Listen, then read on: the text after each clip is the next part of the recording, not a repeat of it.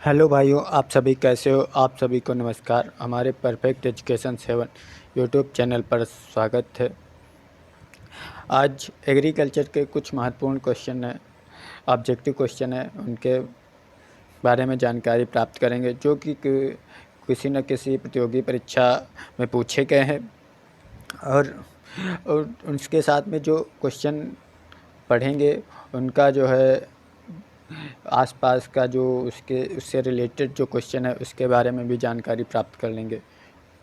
तो स्टार्ट करते हैं। क्वेश्चन नंबर 1, निम्न में से कौन भूक्षरण को प्रभावित नहीं करती है।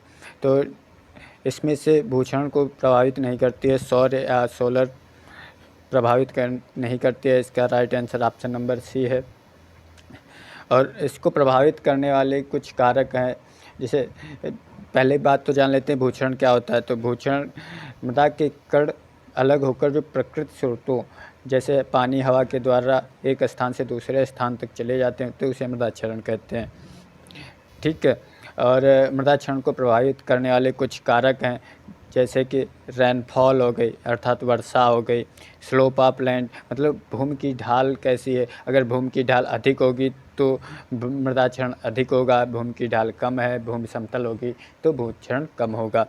वैसे ही फिर वेजिटेशन अर्थात वनस्पति जो है, वनस्पति अगर ज़मीन पर भूमि पर फैलाव के लिए हुई है, भूमि को घेरे हुए है तो मृदा क्षरण कम होगा।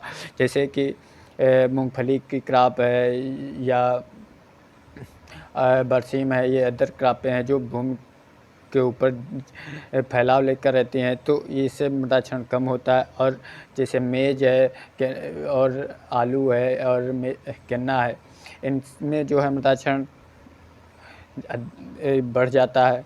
और भूमि को घेरने वाली जो वनस्पति होती हैं, घास है, इससे मृदा क्षरण नहीं होता है। ठीक उसी प्रकार से है टिलेज। देखो, अगर नंगी भूमि है उस पर हम टिलेज कर देंगे बरसात के मौसम में तो भूमि क्षरण अधिक होगा, स्वाभाविक है।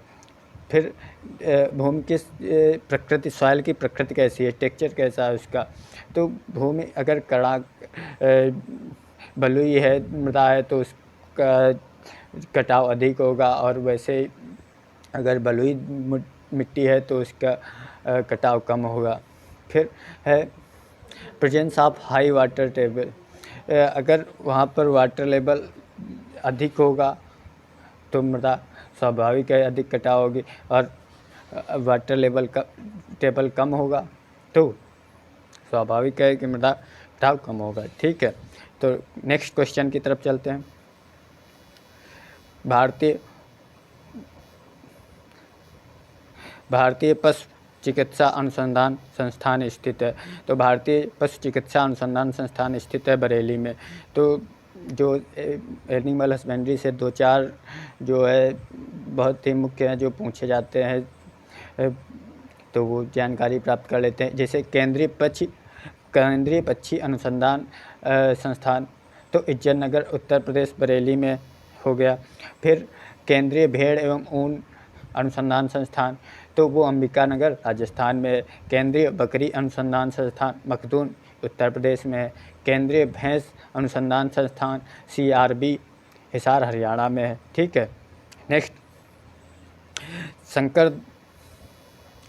संकर धान की प्रति हेक्टेयर रोपाई के लिए नर्सरी में बीज दर कितनी है। तो 18 से 20 kg है। संकर धान की 1 हेक्टेयर धान की रोपाई के लिए नर्सरी की बीज दर 18 से 20 kg है।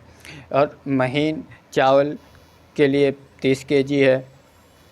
और मोटे मध्यम आकार वाले चावल के रोपाई के लिए 40 kg, और मोटे तो वो 50 kg, और 5 kg system of rice intensification के लिए। तो इसका राइट आंसर सी ऑप्शन है।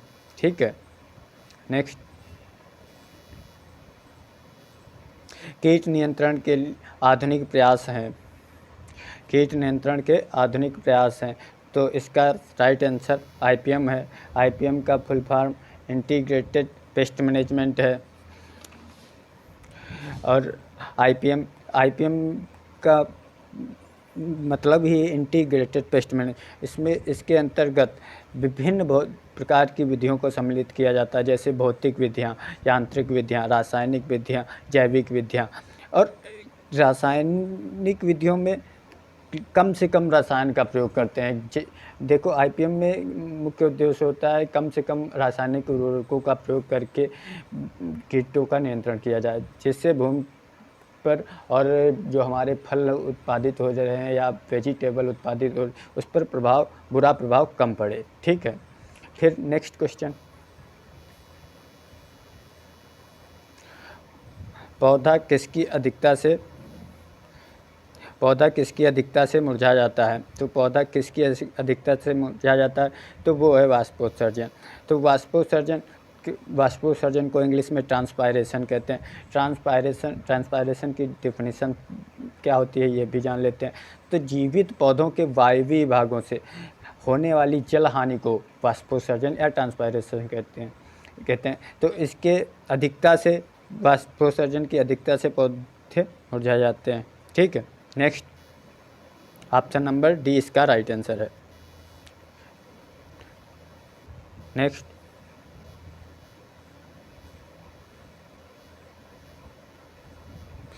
कौन सा एंजाइम सबसे पहले क्रिस्टल के रूप में तैयार किया गया? तो क्रिस्टल के रूप में तैयार किया गया है वो है यूरिएज। ऑप्शन नंबर सी इसका राइट आंसर है। अब सभी एंजाइम प्रोटीन होते हैं, यह आप सभी लोगों को पता होना चाहिए। एंजाइम जो होते हैं वो विकर या कैटालिस्ट का उत्प्रेरक का कार्य करते हैं। एंजाइम को विकर भी कहते हैं और ये एंजाइम जो है उत्प्रेरक का भी कार्य करते हैं। तो एंजाइम शब्द का प्रयोग सबसे पहले कोहने ने 1878 में किया था, तथा हैस बुकनर ने 1897 में सबसे पहले ईस्ट में जाइमेज नामक एंजाइम पृथक किया था। फिर सुमनर ने 1926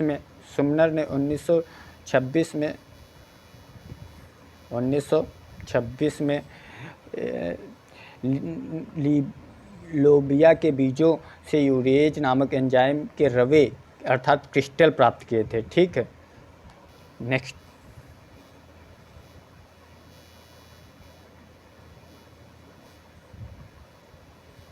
पौधों की वृद्धि एवं विकास के लिए आवश्यक पोषक तत्व। तो पौधों की वृद्धि एवं विकास के लिए आवश्यक पोषक तत्व एसेंशियल न्यूट्रिएंट 17 हैं। तो एसेंशियल न्यूट्रिएंट्स, तो कौन कौन से एसेंशियल न्यूट्रिएंट्स हैं वो भी जान लेते हैं। तो मैक्रो न्यूट्रिएंट्स होते हैं, कुछ माइक्रो न्यूट्रिएंट्स, अर्थात मुख्य पोषक तत्व, सूक्ष्म पोषक तत्व। मुख्य पोषक तत्व को इंग्लिश में मैक्रो न्यूट्रिएंट्स कहते हैं और सूक्ष्म पोषक तत्व को माइक्रो न्यूट्रिएंट्स कहते हैं। तो मुख्य पोषक तत्व होते हैं CHO, NPCH, carbon, hydrogen, oxygen, nitrogen, phosphorus, potash, calcium, magnesium, sulphur. और माइक्रो न्यूट्रिएंट्स कौन कौन से होते हैं, जैसे कि Fe, Mn, Fe को लोहा कहते हैं या आयरन कहते हैं, Mn को मैग्नीज या Mn कहते हैं, Zn को जिंक कहते हैं, Cu अर्थात कापर होता है, Mo मतलब मोलिब्डेनम, बोरान मतलब B होता है, क्लोरीन अर्थात Cl होता है, निकिल Ni होता है। ये मुख्य पोषक तत्व हो गए।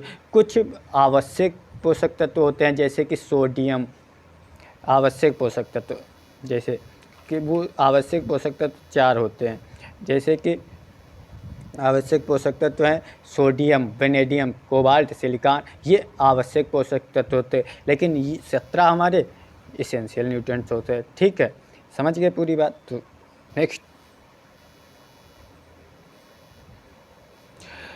प्रकाश संश्लेषण की अंधकार प्रतिक्रिया कहाँ होती है? तो प्रकाश संश्लेषण की अंधकार प्रतिक्रिया क्लोरोप्लास्ट के स्ट्रोमा में होती है। ठीक है, प्रकाश संश्लेषण की अंधकार प्रतिक्रिया या डार्क रिएक्शन कहाँ होती है? तो क्लोरोप्लास्ट के स्ट्रोमा में। तो ये भी क्वेश्चन उठना चाहिए तुम्हारे दिमाग में। तो कौन सा कि जो है प्रकाश संश्लेषण की जो लाइट रिएक्शन वो कहाँ होती है? तो वो क्लोरोप्लास्ट के ग्रेना में होती है। इसका तो सही आंसर भी है, लेकिन जो प्रकाश संश्लेषण की लाइट रिएक्शन है वो क्लोरोप्लास्ट के ग्रेना में होती है। इसका थोड़ा याद करने में कन्फ्यूजन होती है। तो जैसे लाइट में कितने अक्षर होते हैं, LIGHT, लाइट में होते हैं 5 अक्षर। तो ग्रेना में देखिए, ग्रेना में भी 5 अक्षर होते हैं। तो ये ग्रेना या ये ध्यान रखें, इसमें ऑड नंबर है 5 और इसमें भी ऑड नंबर 5 हैं, तो इससे लाइट याद हो जाएगा। ठीक है, फिर उसी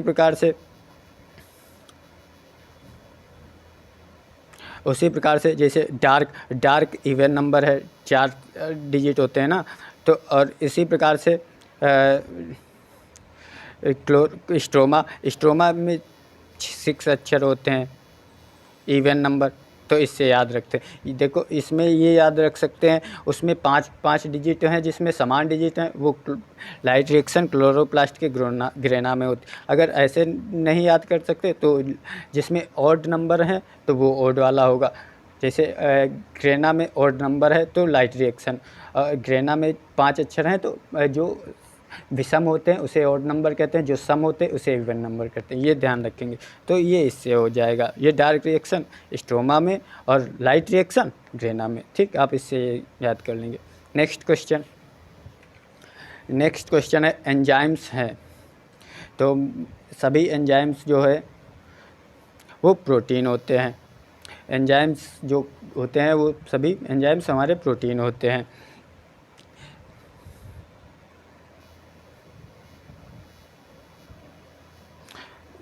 सभी एंजाइम्स प्रोटीन होते हैं। तो एंजाइम्स उच्च अणुभार वाले नाइट्रोजन युक्त जटिल कार्बनिक यौगिक होते हैं, जो कि प्रोटीन होते हैं। सभी एंजाइम प्रोटीन होते हैं, मैंने ये बता दिया।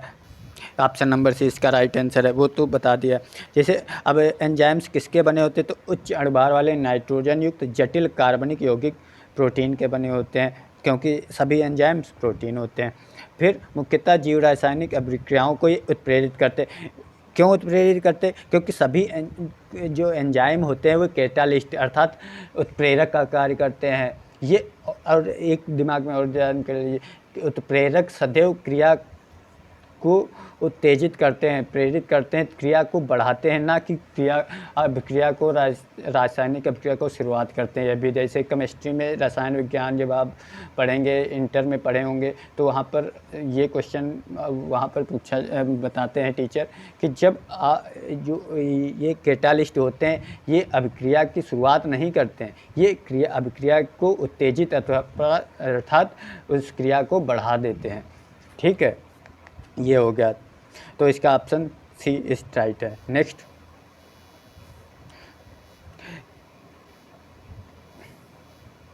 कैल्सीकरण के लिए आवश्यक विटामिन है। तो कैल्सीकरण के लिए आवश्यक विटामिन डी है। तो अब विटामिन डी धूप से मिलती है। अब धूप से ऐसा नहीं है कि आप दोपहर में 2 बजे गर्मियों में बैठ जाएंगे तो विटामिन डी मिलेगी, ऐसा नहीं, सूख जाएंगे, पूरा शरीर सूख जाएगा। ये विटामिन डी सुबह जो सुप्रभात में मॉर्निंग टाइम पर जो धूप निकलती है लालिमा, उससे विटामिन डी मिलती है। तो विटामिन डी हो गई। तो विटामिन डी, अब ये पूछा जा सकता है कभी कि ऐसी जो नेचुरल विटामिन है तो इसे विटामिन डी कह सकते हैं। विटामिन डी पूछ सकता है कि किस में घुलनशील है, तो ये वसा फैट सोल्यूबल विटामिन डी है। तो विटामिन देखो, फैट सोल्यूबल विटामिन 2 प्रकार की होती हैं, फैट सोल्यूबल और वाटर सोल्यूबल। तो water soluble vitamin B and C हैं, वाटर सोल्यूबल। अब इसको याद करने के तरीका है WBC, वाटर से W बराबर वाटर हो गया, B बराबर विटामिन बी और C बराबर विटामिन सी। तो अब विटामिन बी का रासायनिक नाम विटामिन थायमिन है, विटामिन सी का रासायनिक नाम एस्कॉर्बिक अम्ल है। अब विटामिन बी की कमी से होने वाला रोग बेरी, विटामिन सी की कमी से होने वाला रोग स्कर्वी है। अब फैट सोल्यूबल विटामिन, तो ADE के विटामिन ए और डी और ई के, ये फैट सोल्यूबल विटामिन है।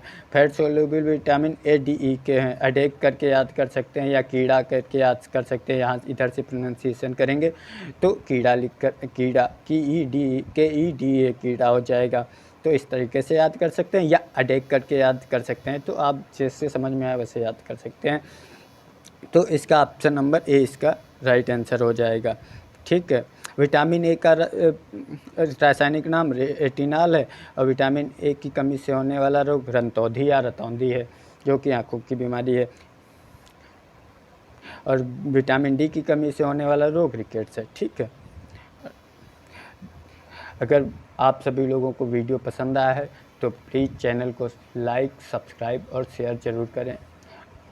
और आप लोगों को इन 10 क्वेश्चनों में से जितने क्वेश्चन आते हैं आप कमेंट करके बता सकते हैं। ठीक है, धन्यवाद।